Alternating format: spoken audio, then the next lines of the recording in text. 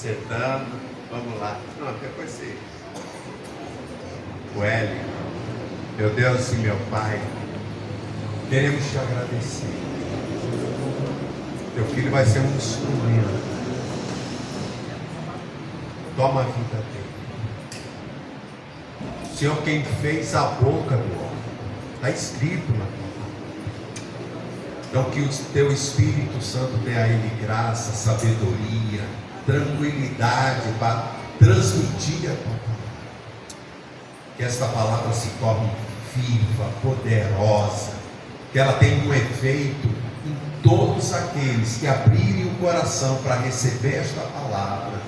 Que esta palavra possa trazer vida, alegria, dar direção, em nome de Jesus. Usa o teu filho, Pai, para a tua glória, que assim seja. Amém. Graças a Deus. Vamos aplaudir o nosso Deus. Fica à vontade, Glória a Deus. Aleluia. Saúde a cada um e a todos com a santa paz do Senhor Jesus. Amém.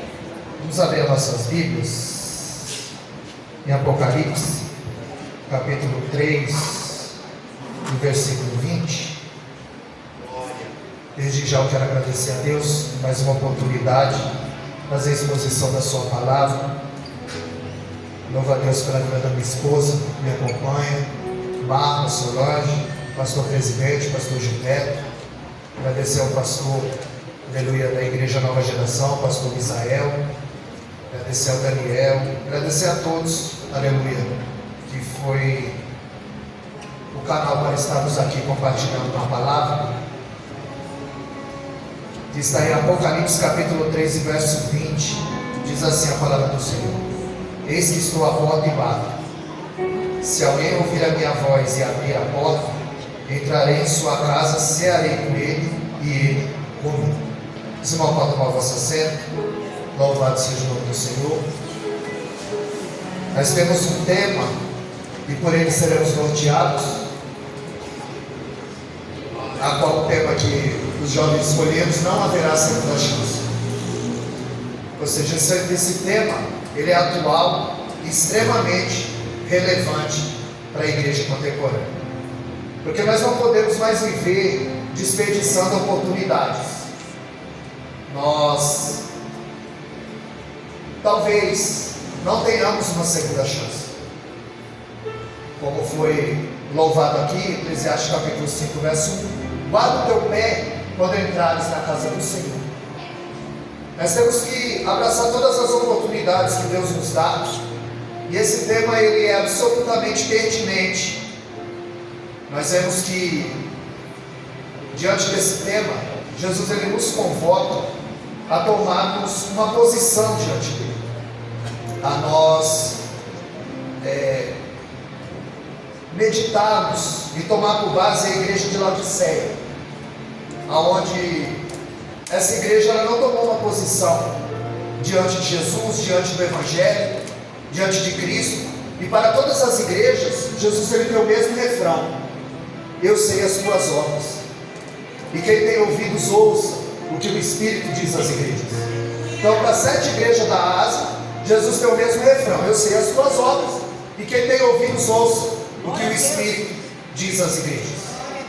Nós vemos que em Apocalipse 3,16 ele diz: porque tu não és quente e nem frio, mas porque és morno, eu estou a ponto de vomitar-te da minha boca. A igreja de Laodiceia só teve repreensão. Ela não era nem quente como a igreja, e ela não era nem fria como o mundo. Ela era morna. E quando eu vejo esse texto, eu me lembro que há 3 tipos de coração na Bíblia. A Bíblia diz em Mateus 24,12 que por se multiplicar a iniquidade, o amor de muitos se esfriaria. Ou seja, coração frio.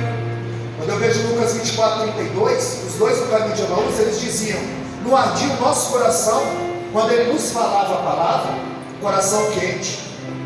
E nós vemos em Apocalipse 3,16 o coração morno. E o coração morno é um perigo, porque ou ele é quente e está esfriando, ou ele é frio e está esquentando. É por isso que Jeremias 23:29 ele diz: não é a minha palavra como fogo para aquecer o teu coração? Ele diz em Jeremias ainda 23, 29, na parte B: não é a minha palavra como um martelo para quebrar o coração duro? E Hebreus 4,12 ele compara a palavra com espada. E ele diz que a palavra de Deus ela é viva. Se ela é viva, ela produz vida. Se ela é eficaz, ela causa efeito. Ela é mais penetrante que espada alguma de dois gumes. Ela é apta para dividir a junta da medula e a alma do espírito. Ou seja, aonde o bisturi do médico não chega, essa palavra chega. E a palavra aqui ela é comparada com espada. Por quê? Porque ela nos confronta.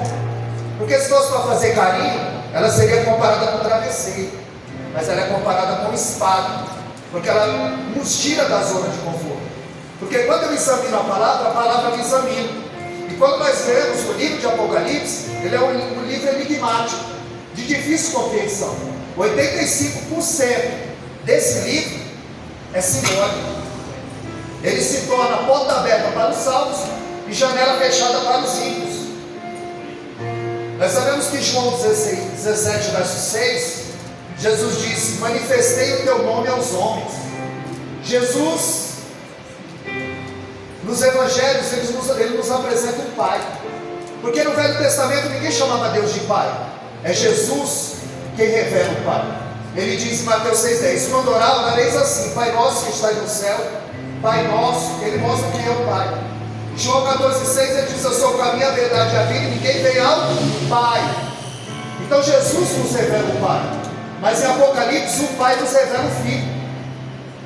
Em Apocalipse ele diz que foi dado todo o poder a ele. O poder de julgar, o poder de 2 Coríntios 5,10, que diz que todos nós compareceremos ao tribunal de Cristo para prestarmos conta daquilo que fizemos por meio do corpo, quer seja bom, quer seja mal. É o que ele diz em Mateus 7, 21 a 23. E naquele dia, nota que é um dia, o dia está a caminho, o dia vem. É por isso que em Marcos capítulo 5, quando Jesus chega em Gadara, os demônios se prostram diante dele e diz: vieste nos atormentar antes do tempo? Porque ele sabe que é um dia determinado. E é oportuno lembrar o texto de Lucas 16:2, que todos nós daremos conta da nossa mordomia a Deus. Então nós temos que abraçar todas as oportunidades que nos é dada, todas as oportunidades que nós temos de estar na casa do Senhor, apresentando a nossa oferta, o nosso louvor, o nosso culto racional, porque talvez nós não tenhamos uma segunda chance. O livro de Apocalipse 13:8 nos fala de um cordeiro que foi morto antes da fundação do mundo. Em Apocalipse 1,16 nos fala da ira desse cordeiro. Em Apocalipse 22:1 nos fala de rios de água viva. Mas em Apocalipse capítulo 20, verso 10 nos fala de um lago de fogo. Ou seja, em Apocalipse 22:10 ele disse: João, não celes a palavra dessa profecia, porque o tempo está próximo. Ele está dizendo: a minha igreja precisa ouvir o teor dessa carta. A minha igreja precisa ouvir essa mensagem, porque o tempo está próximo. Por quê? Porque o destino elas vão decidir aqui. Porque Jesus nunca prometeu uma viagem tranquila, ele prometeu uma chegada certa. Porque as pessoas ficam achando que Jesus vai resolver todos os problemas dela, que elas mesmas criaram. Quando ele disse em João 16:33 que no mundo nós teremos aflições, mas tem de bom ânimo, ele venceu e nós também vamos vencer. Ou seja, nós temos que aproveitar enquanto ele é advogado, porque naquele dia ele vai ser juiz. E quando Jesus se depara com a igreja de Laodiceia, ao invés dele condenar essa igreja, ele oferece colírio, veste e ouro. Porque ali havia um centro bancário, a igreja era rica, mas estava espiritualmente pobre. Jesus dizia: vocês têm que comprar ouro provado por mim no fogo. Ali havia o maior centro oftalmológico, mas a igreja estava espiritualmente cega. E Jesus estava dizendo: vocês têm que ungir os olhos com o colírio do céu. Ele estava dizendo: eu vou dar discernimento para vocês. Ali havia um centro têxtil, mas a igreja estava espiritualmente nua, e Jesus estava dizendo que ia vesti-la com vestes de santidade, com vestes de louvor. Em Apocalipse 3,17 ele diz que a igreja de Laodiceia era miserável, cega e nua, e ainda mais, ela tinha colocado Jesus para fora da igreja. É por isso que ele estava batendo na porta. Eis que estou à porta e bato, porque eles confiavam no seu braço, na sua força, no seu intelecto, não estavam mais dependendo do Senhor, haviam colocado para fora da igreja. Quando eu leio o 2 Crônicas, capítulo 34, verso 15, o rei Josias ele fez uma grande faxina, mandou fazer uma grande faxina no templo, e ele designa Ilquias e Safã. A Bíblia diz que eles fizeram uma faxina milimétrica no templo, e eles acharam o livro no templo. Se acharam é porque estava perdido. E aonde? No templo. Tem muito tempo que o livro está perdido. Tem muito tempo que Jesus está do lado de fora. E nós tomamos, por exemplo, Jesus estava batendo na porta, e nessa noite não é diferente. Jesus está batendo na porta do nosso coração. Ele está pedindo uma oportunidade, uma chance. Agora é Jesus que está pedindo uma chance. E quando você abre essa porta, fecha só outra porta. Qual porta? Mateus 16, 18. As portas do inferno não prevalecerão contra a igreja. Glória a Deus.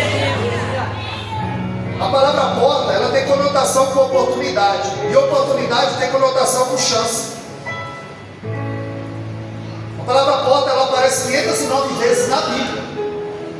E eu não quero falar sobre essas portinhas, porta de carro, porta de casa, porta de... Não, é só a porta que Jacó viu em Gênesis 28, 17. Ele diz: quão terrível é este lugar. Este lugar não é outro lugar senão a casa de Deus, a porta do céu. Aleluia, aleluia. A porta do céu está aberta hoje, aleluia. E sempre na igreja Nova Geração. Eu quero falar sobre a porta do céu nessa noite, sobre a Senhora Porta. Em Apocalipse capítulo 4, verso 1, a Bíblia diz que João olhou, viu uma porta aberta no céu, e uma voz como de trombeta diz: sobe aqui, João, e eu hei de te mostrar as coisas que hão de acontecer. João viu uma porta aberta no céu. Nós vemos em Apocalipse 3,8 ele dizendo: eis que pus uma porta aberta diante de ti, e ninguém pode fechar. Tendo pouca força, não negaste, meu irmão. Está com pouca força, mas você está aqui. Está com pouca força, mas está orando. Está com pouca força, mas está lendo a palavra. E ele está dizendo: eu pus uma porta aberta e ninguém pode fechar. Salmo 84, 10. Davi disse: mais vale um dia nos teus atos do que 1000 em qualquer outra parte. Eu preferi estar na casa do Senhor, na porta da casa do Senhor.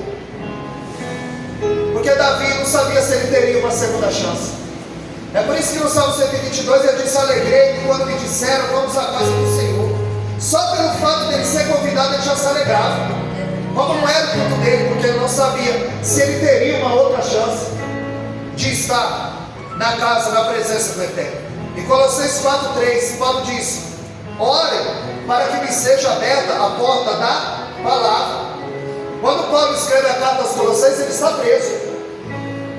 A igreja de Colossos foi a única igreja que não conheceu Paulo pessoalmente. E ele não disse: ore para que se abram as portas das prisões. Ele disse: ore para que se abra a porta da palavra. Porque Paulo estava preso, mas a palavra estava livre.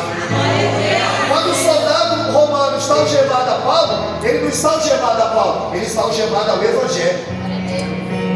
Porque quando Paulo pisa na cadeia, é o Evangelho entrando na cadeia.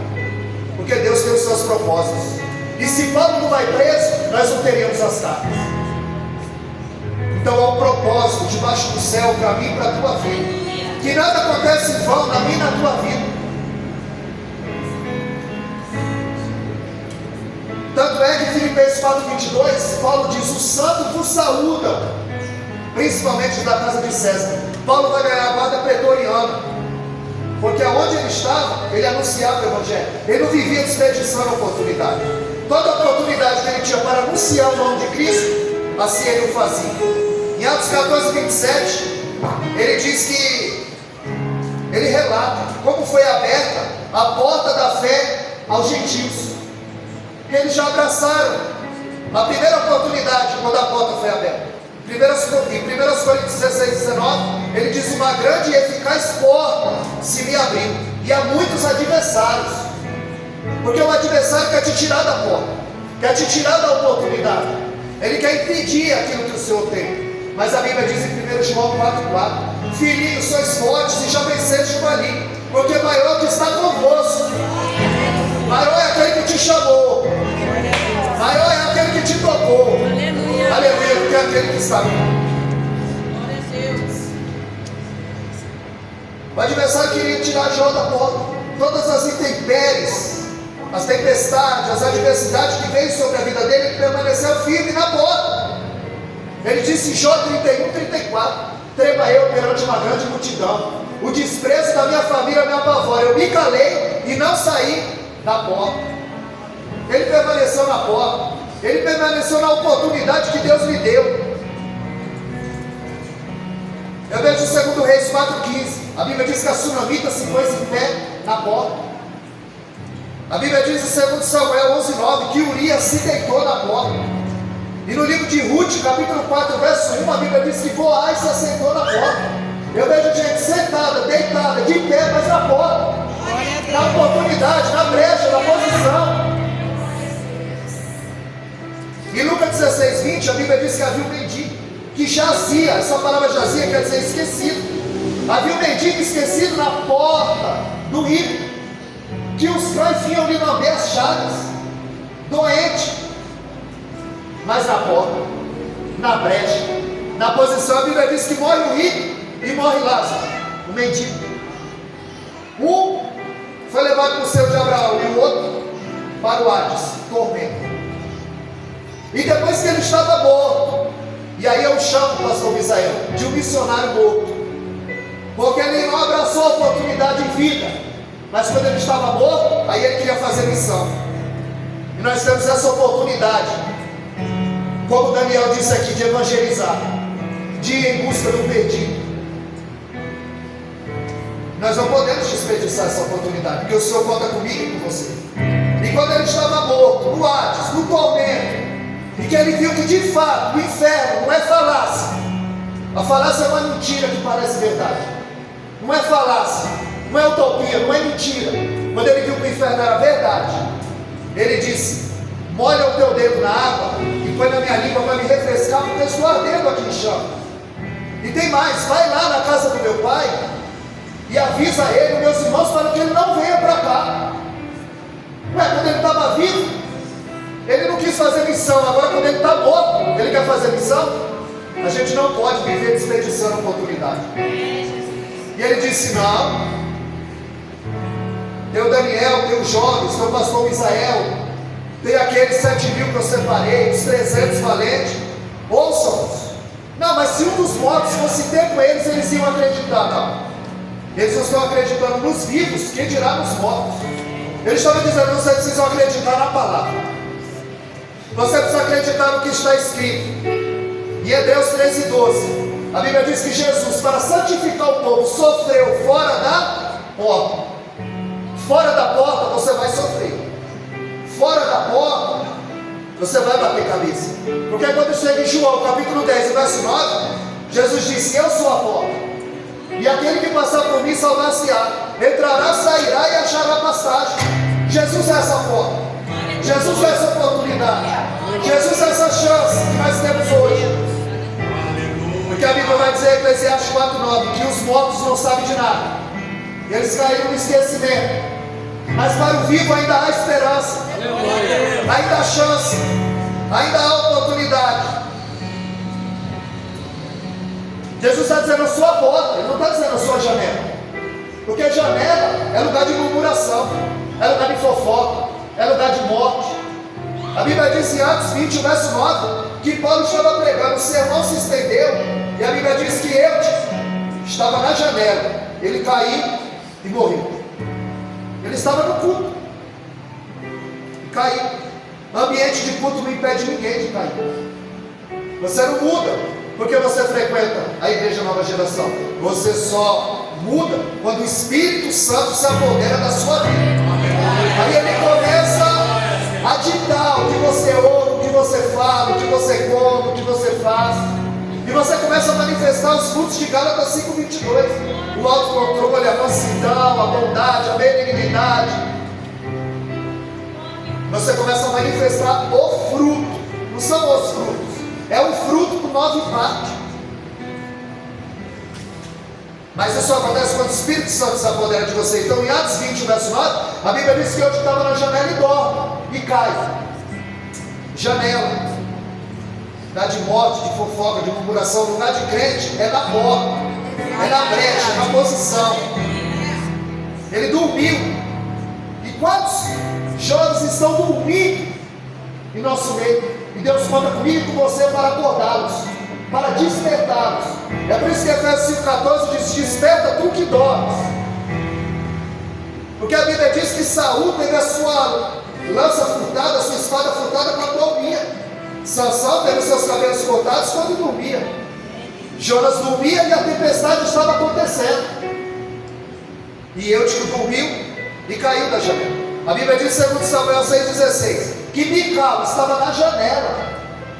E quando Davi se despiu e começou a bailar na frente da arca, ela o desprezou, murmurou no seu coração. Porque Davi entendeu que na frente do Senhor a gente volta a ser criança. E na frente do Senhor não tem rei, não tem, todo mundo é nivelado por baixo. Davi, ele entra no meio dos camponeses e começa a dançar, bailar, saltar na presença do Deus eterno. Davi entendeu que ele era rei lá no palácio, na presença de Deus ele é um subalterno, certo? O que eu acho lindo do Evangelho é isso, que o cientista, ele não entende o Evangelho, mas o analfabeto entende. Porque o Evangelho não é uma descoberta humana, é uma revelação divina. É só na igreja que o pedreiro senta no púlpito e o doutor fica na porta. Porque no reino de Deus a pirâmide está de ponta cabeça, maior que serve. A Bíblia diz em Marcos 10:45: o Filho do Homem não veio para ser servido, mas para servir. Se Jesus veio para servir, quem dirá nós? Nós devemos servir uns aos outros, nós devemos lavar os pés uns dos outros, como Ele nos deu exemplo. Em João 13,15 ele disse: eu vos dei exemplo, e assim como eu fiz, façais vós também. Era uma bacia e uma toalha. Nós vemos em Lucas 9,45, eles discutiam quem era o maior, quem pregava mais, quem expulsava mais demônio, quem orava mais, quem jejuava mais. E Jesus disse: o que vocês estão discutindo pelo caminho? Eles se calaram, porque eles discutiam quem era o maior. Jesus pega uma bacia e uma toalha, que é o símbolo desse reino, e ele começa a lavar os pés dos discípulos. Aí a gente vê pouca gente com a bacia e a toalha na mão e muita gente com o microfone na mão. É muita gente para servir, muita gente querendo ser servido. E Jesus nos chamou para servir. Segundo Reis capítulo 9, verso 30, a Bíblia diz que Jezabel estava na janela. E de lá ela foi julgada e morreu. Porque janela é lugar de murmuração, de morte. E Jesus está nos chamando para ficar na porta nessa noite. Para ficar na brecha, para ficar na posição. Em Mateus 7,13 ele fala de uma porta larga e de um caminho estreito. Fala de uma porta estreita e de um caminho largo. E ele diz que poucos são os que passam por ele. Quando nós vemos em Mateus 25,10, a Bíblia diz que chegou o esposo, e os que estavam preparados entrou e fechou-se a porta. Por isso nós devemos estar preparados. Estamos na porta, na posição. Porque as 5 prudentes que tinha azeite, elas entraram e a porta fechou. E ele disse: João, o tempo está próximo. Sobe aqui que eu vou te mostrar as coisas que adiante acontecer.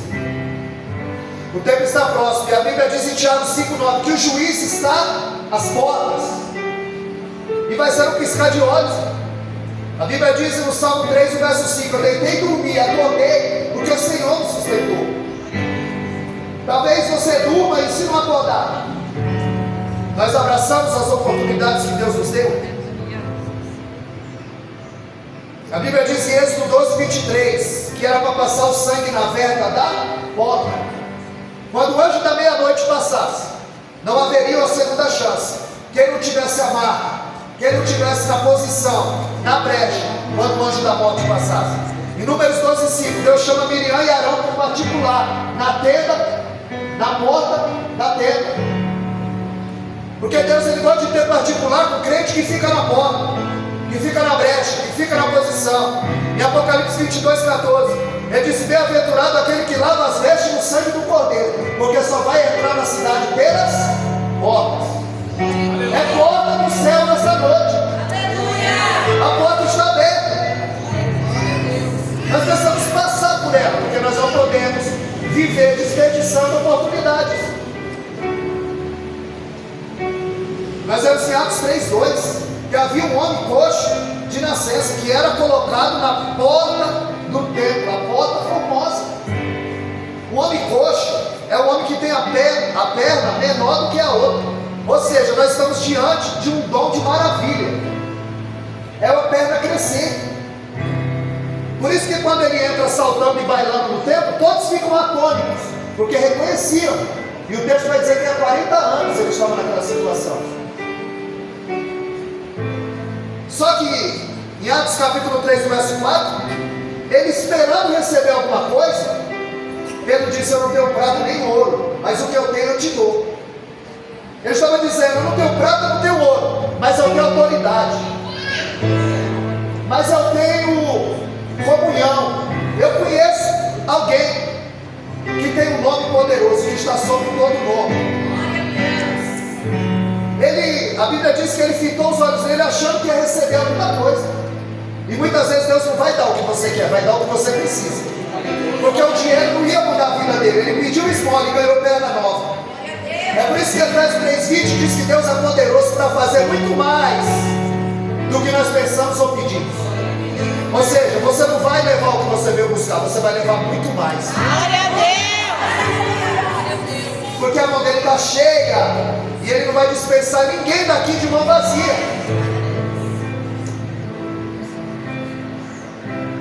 Em Atos 3:4, Pedro disse: olhai para nós.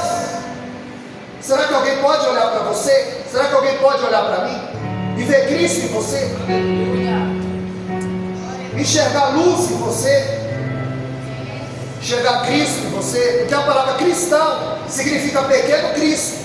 Alguém olha para você e vê Cristo em você, vê Cristo em mim. Segundo Reis 4:9, quando Eliseu passava, aquela mulher dizia: ali vai o santo homem de Deus. Quando Pedro está em Jope, eles ouviram falar que Pedro estava na área. Eles disseram: manda chamar Pedro. As pessoas mandam nos chamar para orar, para dar uma palavra. Em Atos 3:4, Pedro disse: olhai para nós. Mas em Atos 3:12, quando eles veem um homem que era coxo, saltando, bailando, adorando dentro do templo, a Bíblia diz que todos voltaram a olhar para Pedro e para João. E ele que disse: olhai para nós, agora no verso 12 ele está dizendo: por que vocês estão olhando tanto para nós? É porque tem hora que você tem que chamar a responsabilidade. Mas quando Deus opera, aí você sai de cena. Porque Ele tem que crescer e nós temos que diminuir. Em Atos 12:10, a Bíblia diz que Pedro estava preso e o anjo abriu a porta de ferro. Em Atos 12:5, a igreja fazia contínua oração por Pedro. Ou seja, o anjo vai buscar Pedro, mas a oração da igreja vai buscar o anjo. A tua oração vai buscar resposta. A tua comunhão, a tua santidade, a tua dedicação vai buscar a tua resposta. A Bíblia diz em Mateus 7:7: pedi, dá-se-vos-á, buscar e encontrareis, batei, abri-se-vos-á. Então você pede, não recebeu, busca, não encontrou, bate, que está do outro lado da porta. Em Atos 16:26, a Bíblia diz que de repente veio um tão grande terremoto que os alicerces da cadeia foram abalados e todas as portas foram abertas. Olha o que Deus fez para salvar a vida de um carcereiro. E o epicentro é o lugar mais forte do terremoto. Geralmente tem morte. No terremoto de Deus houve vida. Porque quando as cadeias foram abertas e os presos iam fugir, a Bíblia diz que ele pega a espada para se matar. E Paulo disse: ei, não faça tal, estamos todos aqui. Porque na cultura, quando os presos fugiam, quem pagava a pena era o carcereiro. Por isso ele ia se matar. E Paulo disse: não, estamos todos aqui. E ele disse: senhores, porque quando Deus manda um terremoto, aí a visão muda. Ele que bateu, açoitou, assolapou, castigou, agora o chama de senhores. O que eu faço para me salvar? Ele diz: crê no Senhor Jesus, será salvo tu e a tua casa. Não é pelo fato de você crer que a tua casa vai ser salva, porque filho de crente não é neto de Deus, ele também precisa ter encontro, ele também precisa orar, jejuar, vir no culto de jovens, ele também precisa buscar. O Espírito Santo também precisa se apoderar da vida dele. E a Bíblia diz que o carcereiro leva para casa, expõe a mesa, lava os vergões, dá comida. E sabe o que eu aprendo aqui? Que o diabo não tem medo de gravata, de teto, de microfone, de cabelão, de vestido. Ele tem medo é de um homem, de uma mulher carregada na oração, carregada na santidade, carregada no compromisso. E Esther, capítulo 2, verso 22, a Bíblia diz que Mardoqueu se acertava à porta do rei, e ele ouviu quando Bigtã e Teres tramaram para matar o rei. E ele comunica a Esther, Esther, em nome de Mardoqueu, salva a vida do rei. 4 anos depois, a Bíblia diz que Mardoqueu está dormindo e o rei está com insônia. Aí o rei vai até os anais e começa a ler, e ele viu alguém que salvou a sua vida. E ali ele disse: o que eu fiz ao homem que salvou a minha vida? Eles disseram: nada. Você vê, ele estava dormindo e Deus estava trabalhando em seu favor. Tirou o sono do rei, fez com Mardoqueu, fez com Daniel, porque Daniel estava na cova e a Bíblia diz que o rei também não dormiu. Se preciso for, Deus vai tirar o sono de alguém para te dar a vitória, para te abençoar, para mudar a tua história.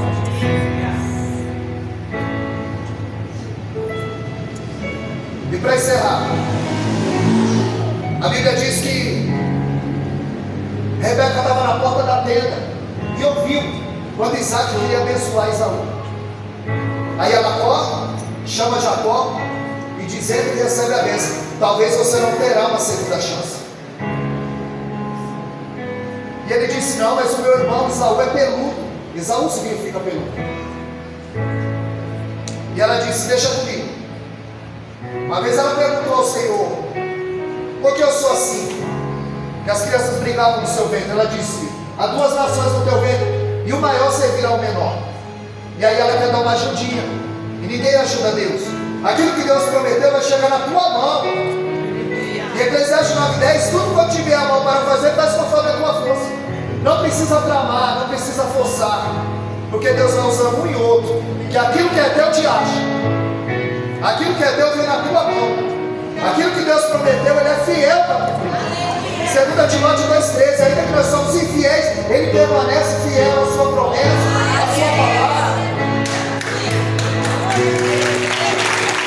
Aleluia! Louvado seja o nome do Senhor. Rebeca está na porta, ouve, e ela diz: entra, recebe a bênção. Ela coloca a pele de carneiro sobre ele. Ele entra, a Bíblia diz que Isaac era avançado de idade, já estava cego. E quando ele entra, ele diz: oi pai, sou eu. E ele diz: Esaú? Ele diz: sou eu, pai. Esaú, mas a voz é de Jacó. Quem é? Você, Esaú? Sou eu, Esaú. Mas a voz é de Jacó. Chega perto para eu apalpar. Ele põe a mão, ele fala: é você, Esaú, eu vou abençoar. E ali Jacó recebe a bênção. Quando Esaú está caçando, Jacó estava recebendo a bênção. Ele apalpou, ele falou: é você mesmo, meu filho? Sou eu, pai, Esaú. Porque tem gente que é assim. Na frente da esposa ele é Esaú, na frente do pastor ele é Esaú, na frente do líder ele é Esaú, no trabalho ele é Esaú. Mas Deus sabe quem é Jacó, porque de Deus ninguém se esconde. A Bíblia diz aos Hebreus 4,13 que tudo está nu e patente aos olhos daquele que nós temos que tratar. Provérbios 15:3, os olhos do Senhor estão em todos os lugares, contemplando os bons e os maus. Do Salmo 33, o verso 14, diz que da sua morada ele contempla todos os moradores da terra. Então todas as coisas estão nuas e patentes diante de Deus. Deus sabe quem é Esaú e quem é Jacó. Só que se Jacó não recebe a bênção, Esaú queria matá-lo. Se Esaú queria matá-lo, ele não foge para a casa do seu tio Labão. Se ele não foge para a casa de Labão, ele não conhece uma mulher chamada Léia. Se ele não conhece uma mulher chamada Léia, ele não gera 4 filhos chamados Judá. E se não nasce Judá, não nasce Pérez. Se não nasce Pérez, não nasce Esrom. Se não nasce Esrom, não nasce Arni. Se não nasce Arni, não nasce Admi. Se não nasce Admi, não nasce Arão. Se não tem Arão, não tem Aminadab. Se não tem Aminadab, não tem Nasson. Se não nasce Nasson, não nasce Selá. Se não tem Selá, não tem Boaz. Se não tem Boaz, não tem Obed. Se não tem Obed, não tem Jessé. Se não tem Jessé, não tem Davi. Se não tem Davi, não tem promessa. Se não tem promessa, não tem virgem. Se não tem virgem, não tem Jesus. Se não tem Jesus, não tem cruz.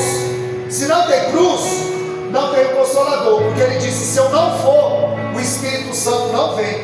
E nós estaríamos fadados ao inferno. Mas graças a Deus, um dia, alguém estava na porta.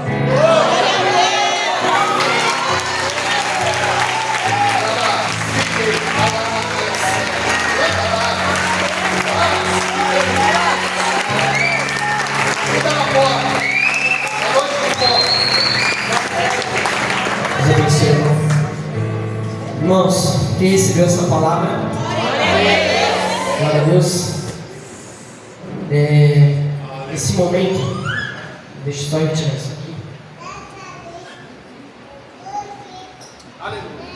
Nesse momento nós vamos fazer uma dinâmica com toda a igreja, amém? Então eu vou explicar para vocês como que vai funcionar, mas antemão eu quero adiantar. Deixa o Espírito Santo de Deus conduzir vocês. Eu tenho certeza que essa experiência vai ser marcante na vida de vocês, assim como foi na minha, quando eu participei. Então não tenha medo, tá? Nossa equipe vai distribuir para vocês uma venda, um pedaço de pano. Vocês vão amarrar os olhos de vocês e não vai roubar, tá? Então, amarre direitinho. Quem tem óculos, retire óculos para não se machucar. E assim, Daniel, tá com os olhos fechados, vendados. De repente eu posso. Não se preocupe. Vai ter uma pessoa que vai conduzir você até o lugar onde essa dinâmica vai acontecer, tá bom? Daniel, mas eu sou tímido. A pessoa do lado vai estar olhando, não vai, todo mundo vai estar vendado, tá bom? Então, eu vou pedir para o pessoal distribuir. Conforme o pessoal for distribuindo,